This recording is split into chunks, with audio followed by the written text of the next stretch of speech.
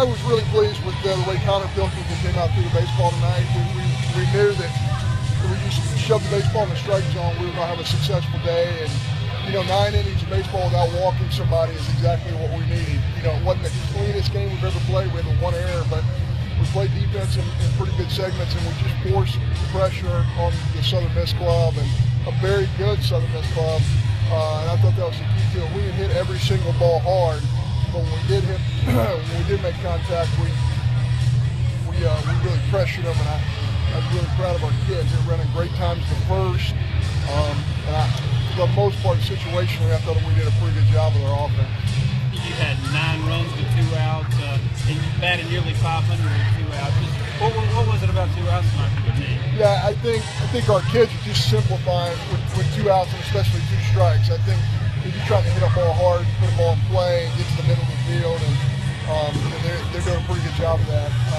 Especially Nate Lowe, Reed Humphreys, really proud of him. He had 2 at-bats early in the ballgame, that weren't, what he wanted them to be, and he just turned it right around. And of course, he was magnificent on the mound as well. I think it's just a mindset with 2 outs for batters.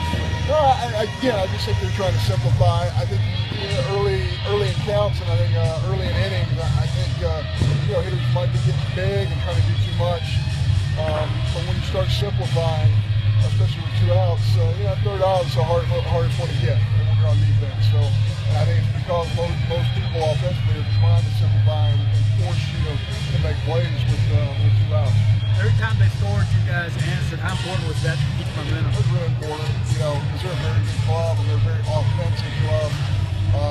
So it was important for us to still put pressure on those guys. And 1 through 9, I thought, our kids took really good swings and had a great approach.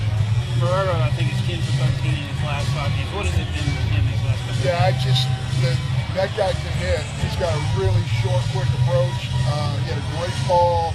Just having watched him play in high school even, you could just tell that he was going to hit.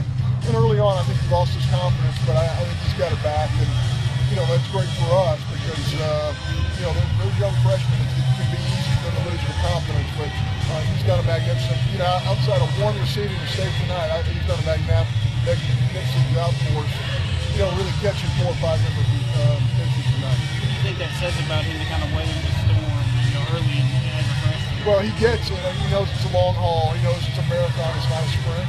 He completely gets that. And most freshmen don't. Most of them, get into panic mode, and he's just not one of those kids. How big of a boost is it just offensively having a game like this, leading over this weekend? Well, especially in this ballpark, this is a very difficult ballpark to score in because it just doesn't. There are very few portions of this ballpark that allow you to hit it out. And we just did a nice job filling in some gaps.